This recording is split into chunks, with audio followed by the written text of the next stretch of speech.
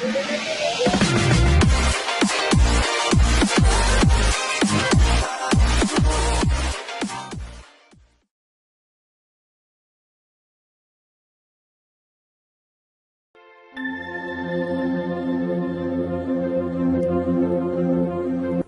روز صبح سویرے جبکہ سورج طلوع ہو رہا تھا اور کائنات کی ہر چیز پر سورج کی کرنیں پگھلی چاندی اور بہتا سونا بکھیر رہی تھی، عامر اپنے گھر سے نکلا۔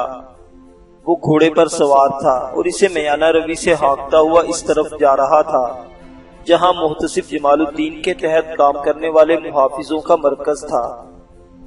اپنی ہمسائی شمامہ کے مکان سے وہ چند قدم ہی آگے بڑھا ہوگا کہ اسے اپنے سامنے گلی کے اندر نسوانی چیخو پکار سنائی دی۔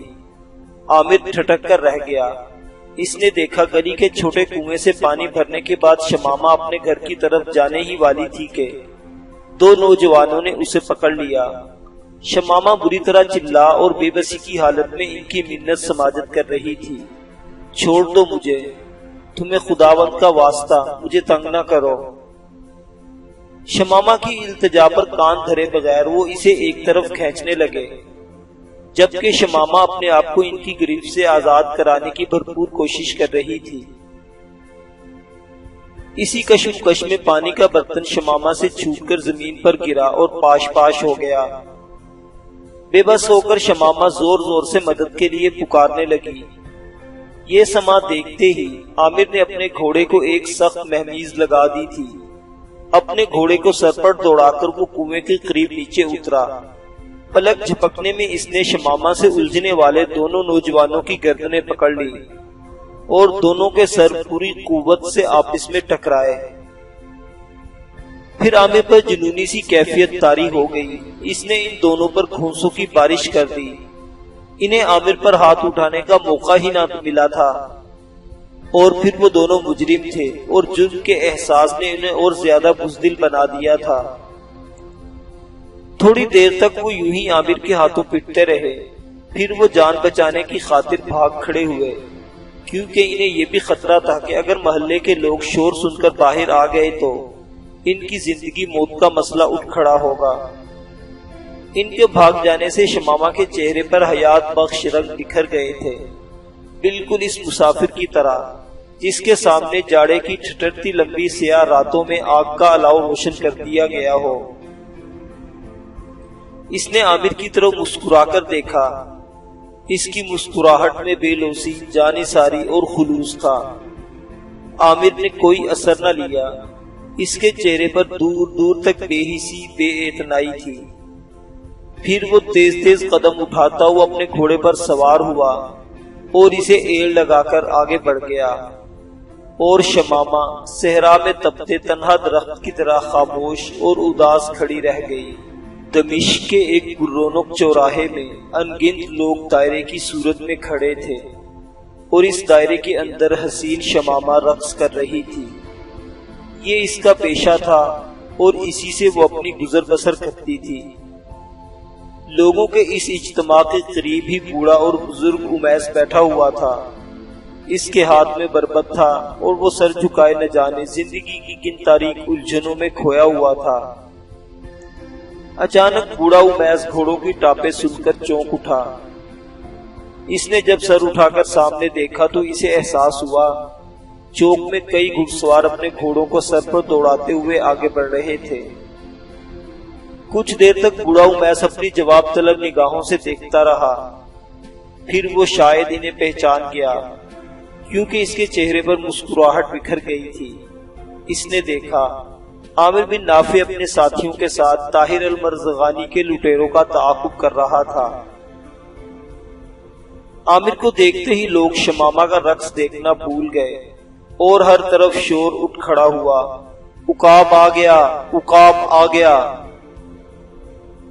چوک میں آ کر عامر نے اپنے ساتھیوں کے ساتھ اپنے سارے دشمنوں کو نرغے میں لے لیا تھا۔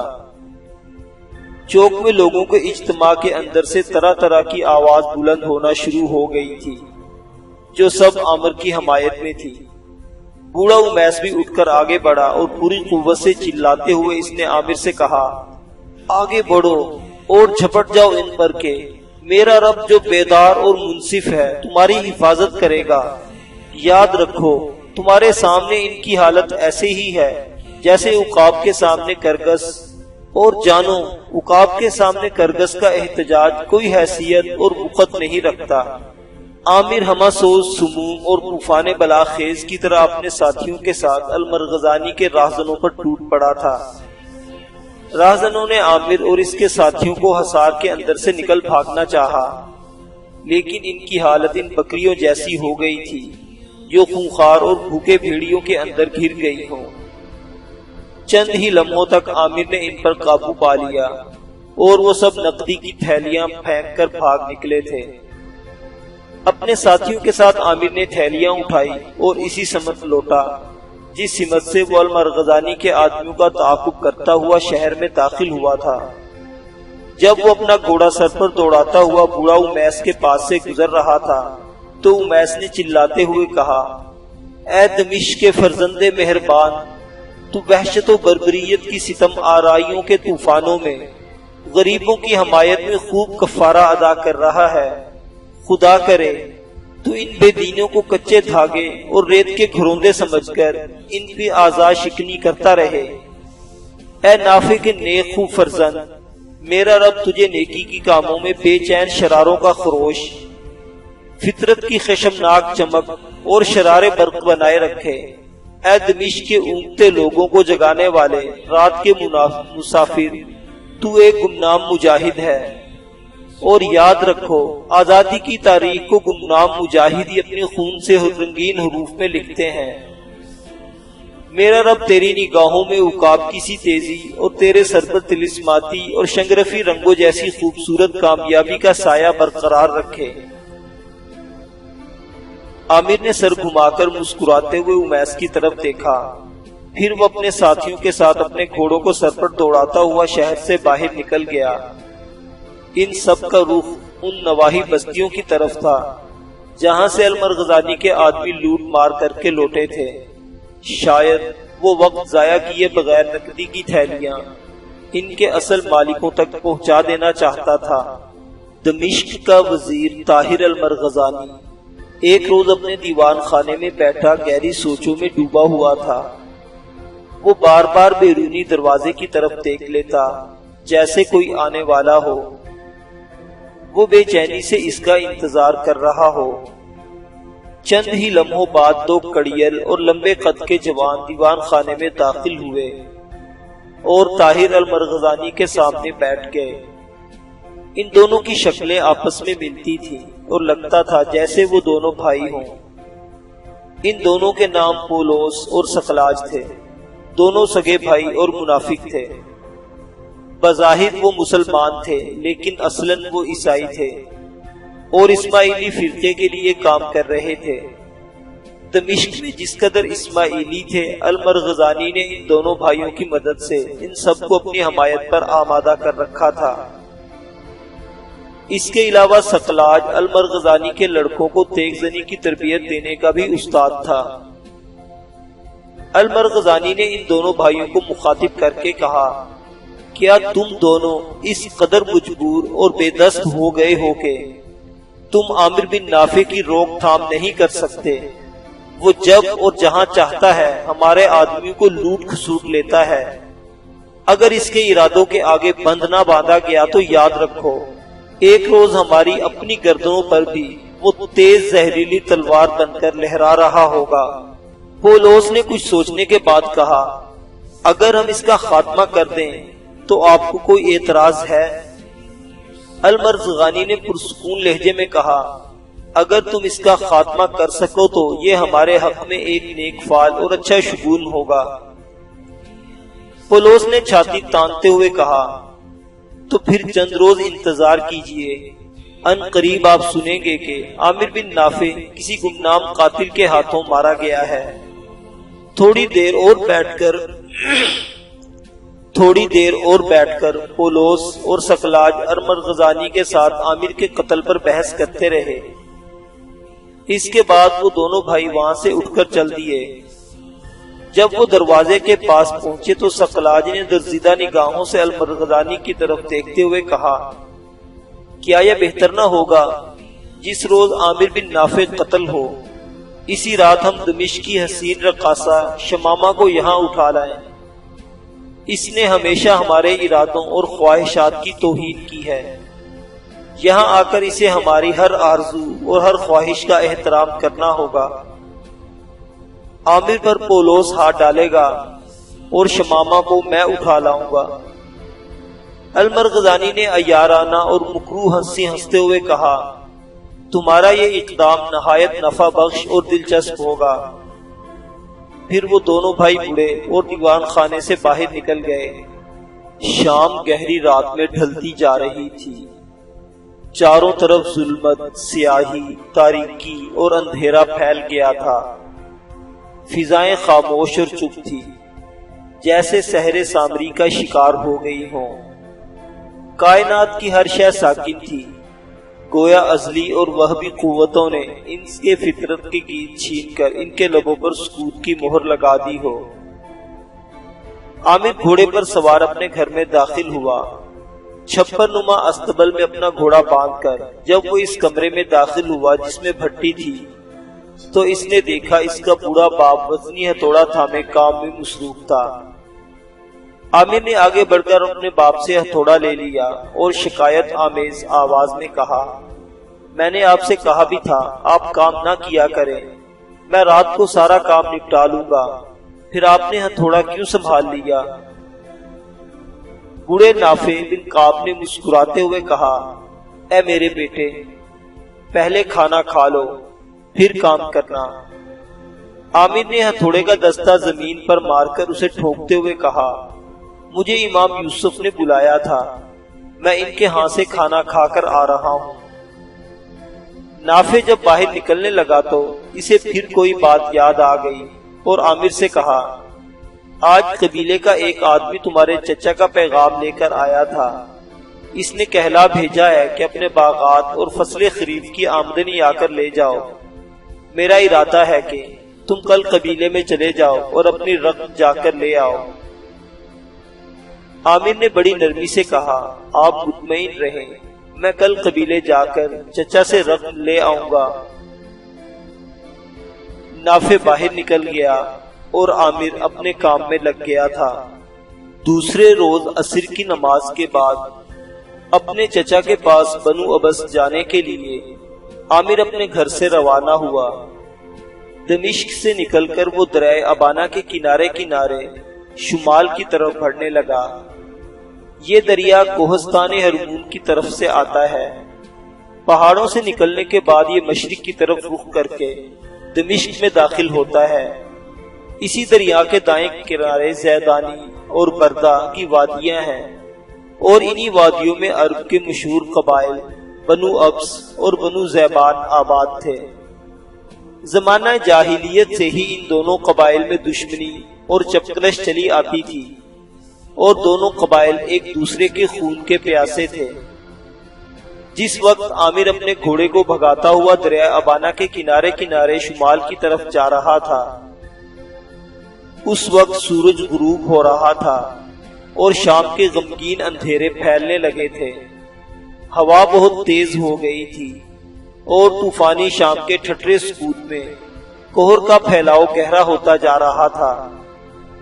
صحرائی رات کی اس خاموشی میں زمین پر دریائے ابانا کے بہتے پانی کے دھیمے راگ نے اور فضاؤں میں اپنے اپنے آشیانوں کو جاتے ہوئے صحرائی پرندوں کی ملوکانہ آوازوں نے چاروں طرف لذت کش نغمگی، آسودہ و سرمت زمزمے اور آرزو انگیز حرارت پھیلا دی تھی۔ عامر دریا کے کنارے اپنے گھوڑے کو بھگاتا جا رہا تھا۔ اب اس کی منزل بھی نزدیک آ گئی تھی۔ ایک دم وہ چونک اٹھا اور فوراً اپنے گھوڑے کی باگیں کھینچ کر اس نے گھوڑے کو روک لیا۔ فضاؤں کے اندر سیاہ پوش رات میں ایک جگر دوست چیخ بلند ہوئی اور رات کی سکوت آلود دھندلے کے حریفانہ کشمکش میں مبتلا ہو گئے تھے۔